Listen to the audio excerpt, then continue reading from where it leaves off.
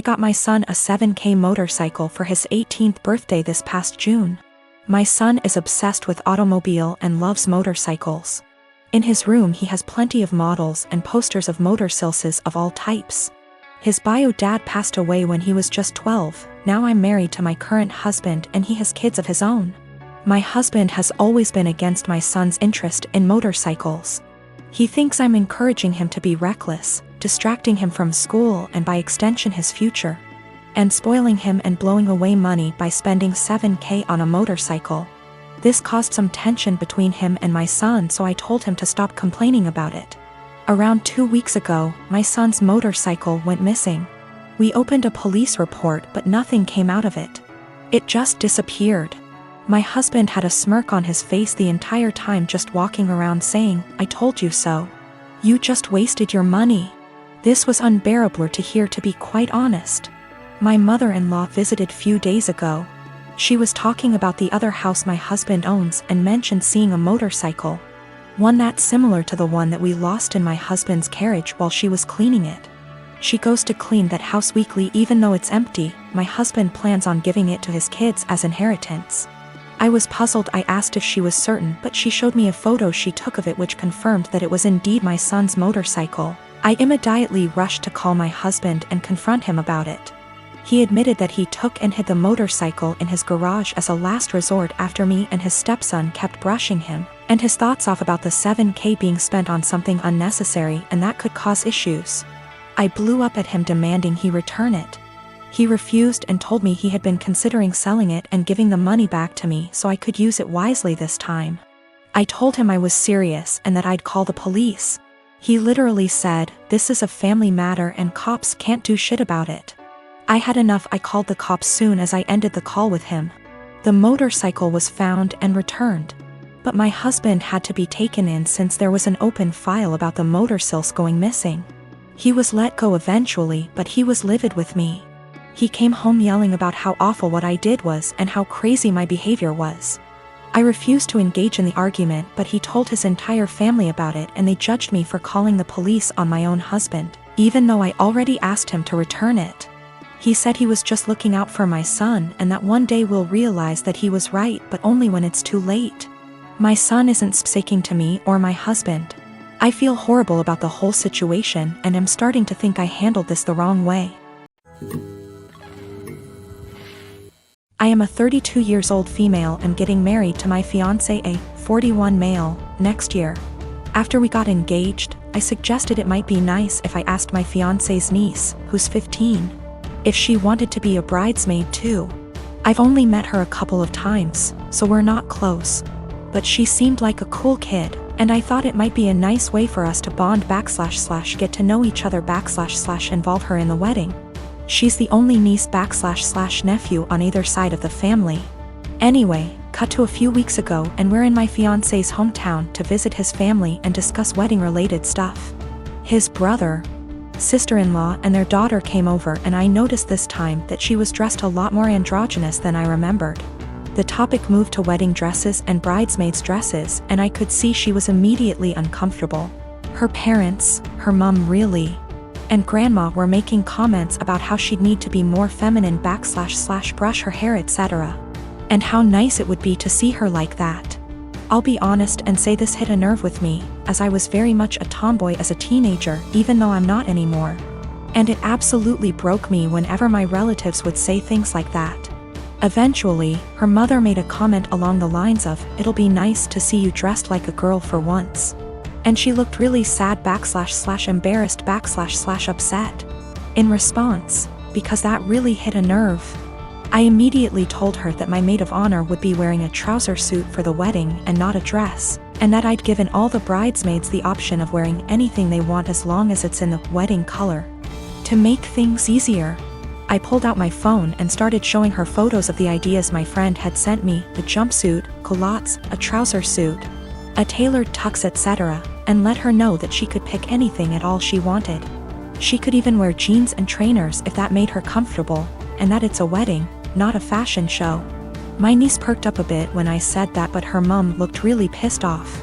She's since asked my fiancé to pressure me into getting all the bridesmaids' dresses so their daughter will have to wear one, which, No. My husband doesn't give a shit what she wears, but obviously also doesn't want his family and me to be arguing on the wedding day. I don't want to back down because I know what it feels like to be pressured into wearing something that makes you uncomfortable.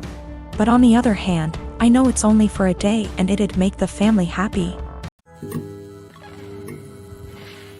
My graduation ceremony is being held next week.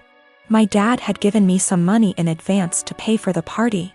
I live mostly with my mom, but they were supposed to be hosting the event together. Dad and I have a rocky relationship. After my parents divorced when I was 4, they split custody of me and he was able to stay a good dad. When I was 10, he met Jane. Jane had 3 kids, twins, and a single kid.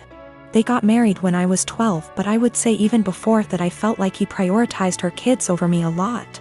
He would cancel plans with me if they wanted to do something and would either do the thing with them or force me to go and say it was even better than our plans, when for me it wasn't. Think going for a hike with me versus taking them to an indoor play area.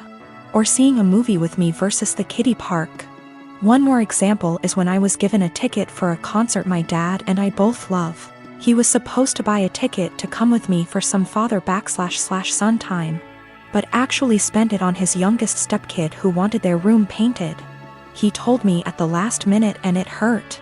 There are other times stuff like this happened. He didn't show up at the hospital when I broke my arm because one stepkid was getting their tonsils out and wanted both him and his wife there. He told my mom over the phone to tell me he was proud of me for being brave and understanding. When I would bring this stuff up to him, he'd tell me it was natural to feel jealous of sharing his attention. That was all he would say.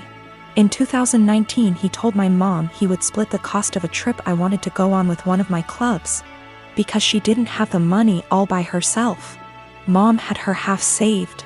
We told my dad he needed to pay. He said bills were tight and it was the twins' birthdays and the money needed to go on something for them. He told me we could do something as a family when the trip happened instead. I told him to forget it. That he was making it clear who was more important and I was going to stay with my mom where I actually mattered.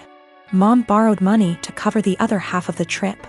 Dad told me he regretted making me feel less important and we were working on things, and then the graduation money was given about a month ago.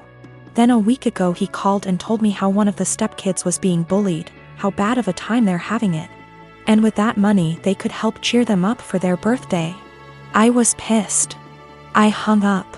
Then 2 days later I showed up at his doorstep, gave him the money and told him I didn't want to see him or his new family at my graduation, and that he had chosen who was more important, so he better stay out of my life.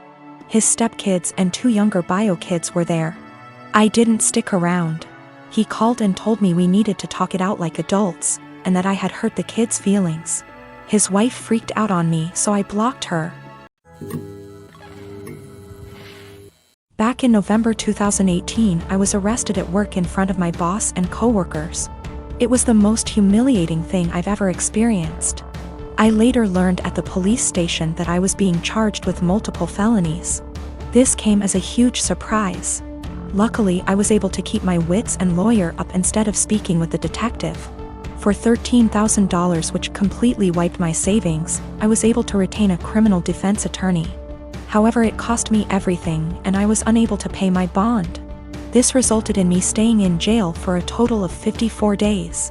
At a status hearing, my attorney presented video evidence of me gassing up my car 3 hours away from where the crimes took place, and I ended up having all my charges dismissed. When I finally got out, I learned that I had lost my job, was in the process of being evicted, and my son was in the state's care. His mother is a heroin addict, and I haven't spoken to my own parents in nearly 15 years. They wouldn't let him go to my girlfriend because they didn't consider her family.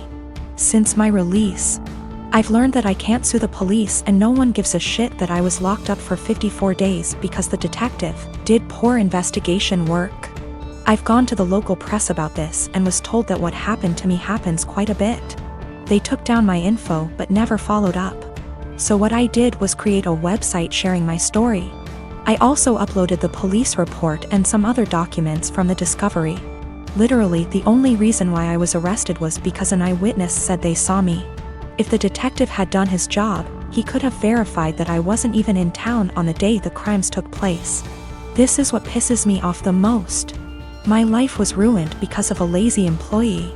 My website is now ranked number 2 on the first page of search results when you type in my town's name. I live in a touristy town and we attract a lot of visitors over the summer. My web traffic has more than quadrupled, and apparently it's gotten someone high up's attention. I received a cease and desist letter recently, which I showed to my attorney. He said sharing my experience online isn't illegal and that everything I had stated was a fact or my own opinion, protecting me from a defamation lawsuit. Yesterday I received a visit from 2 officers and the detective who had arrested me. He apologized, stating mistakes can happen. They then talked to me about my website and asked if I could remove it. I said I would delete it on the condition that the detective leave his job and never do police work again. Suffice to say that isn't happening. After the visit I received, I'm more pissed off that the only reason the detective apologized to me was to get me to take down my website. I don't plan to, and the only one supporting this is my girlfriend. My friends think I'm being spiteful and have suggested that I just delete it.